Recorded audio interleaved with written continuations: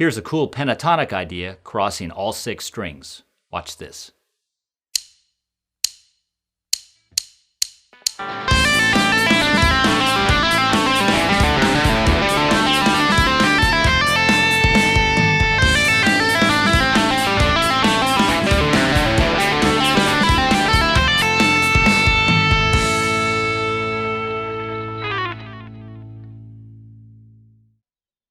So for this pentatonic idea here, guys, let me kind of give you a little insight to it. I'm combining 2 minor pentatonic patterns together in the key of A minor. So the left hand is going to be fretting the typical root 1 or root position pattern.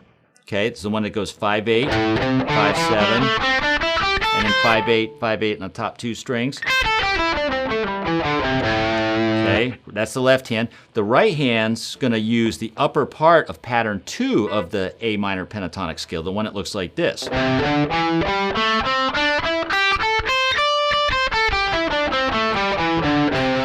Okay, now keep in mind though that pattern 2 I just played, all the index and middle finger notes were the notes played by the ring finger and pinky of the left hand in pattern 1. So we're actually not going to play those notes with the tap finger. We're going to tap the upper shell or the upper part of pattern 2, which is frets 10 on every string except the 3rd string is 9.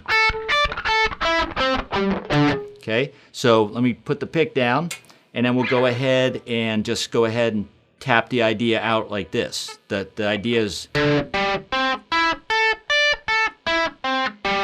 just kind of get familiar with those notes in the tap finger position. And then the sequence we're going to do, guys, is starts on 1 string. It's kind of like the little arpeggio triplet we were doing in the previous lesson. But I'm going to start this one with the middle note, the ring finger note, and it's going to be a hammer-on from nowhere. So a hammer-on from nowhere is we're going to start by just hammering on the note. So every string is going to start with the ring finger doing the hammer-on from nowhere. Then we tap the 10th fret, move the ring finger out of the way, pull off to the left hand at the 5th fret. So that little sequence goes like this. Now I'm going to move over to the 2nd string, do the same thing. Hammer on 8, tap 10, pull off to 5. Then the 3rd string, same thing, except we're going to go 7, 9, 5, then 7, 10, 5. Okay, and then we're going to go back to the 3rd string, do that one again, 4th string again, 5th string, 7, 10, 5, and in the 6th string we're going to go 8, 10, 5. And then back up to the 5th string. Same frets as we did on the descend. This time I'm just going to go straight up without doubling back. And then I'll end on the 5th fret of the 1st string. So it goes like this slowly. 2nd string, 3rd string, 4th string. Back to the 3rd.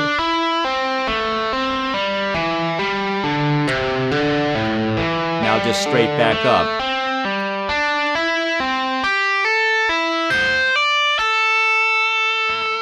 Like that. Now what we want to try to do, guys, is avoid using the hair tie, and I got that up here for some of the examples where it's going to just be a little too noisy with the strings ring.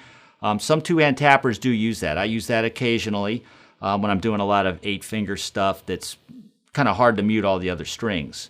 Okay, so right now in this case though, let's try to get the hang of this tapping without the string dampers, and we'll talk about those in a later video here. But for right now, let's try to get a clean sound without the other string noise. Part of that is when I'm tapping, I'm gripping the side of the neck with my thumb like we talked about earlier, but I'm also letting the palm of my right hand rest on the thicker strings that I'm not playing so they don't make any noise. Okay? And as I move to the bass strings, I lift off my hand off the strings to open them up. And as I move to the thinner strings, I come back across and lightly rest it on the strings. It's very delicate, guys, but you got to develop that touch to give you a clean tone. Okay? So I would just work with just one part at a time. Just try to get the hang of the descending lick where it goes. get the hang of that. Okay, now try the ascending part, which is... Do that a few times. Okay, and then once you get that, now try to combine it.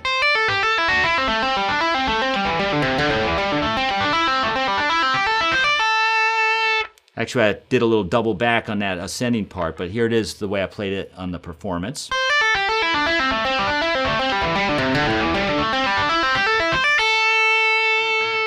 There you go. So you get a little string noise in there, but try to do it without the hair tie. And when you're playing live or just playing fast with the band in the background, that little bit of extra string noise might not even come through. So I think we're safe there. Okay, so there you have the A minor pentatonic idea. And just to kind of give you more food for thought here, you can do this keeping the left hand in that root pattern and then tap upper notes of some of the other pentatonic scale patterns, like moving up to pattern 3, which would be frets 12 across all the strings, 13 on the second, and 12 on the first.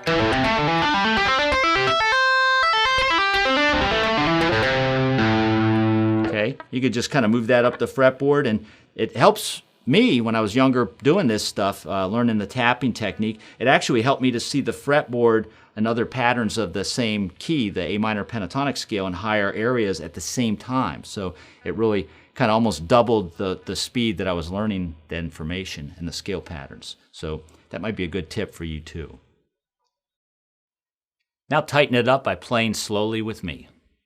So we're going to go 1 E and 2 E and 3, 4.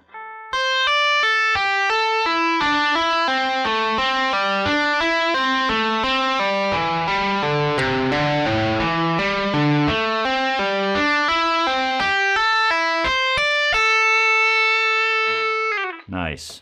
Let's do it again. 2, 3 E and 4 E and.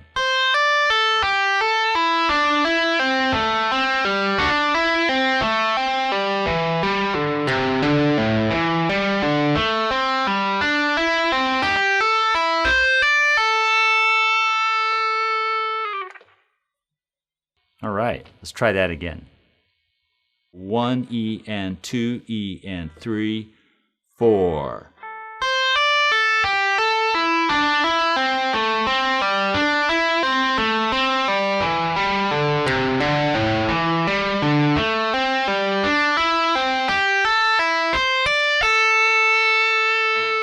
Nice. Let's do it again.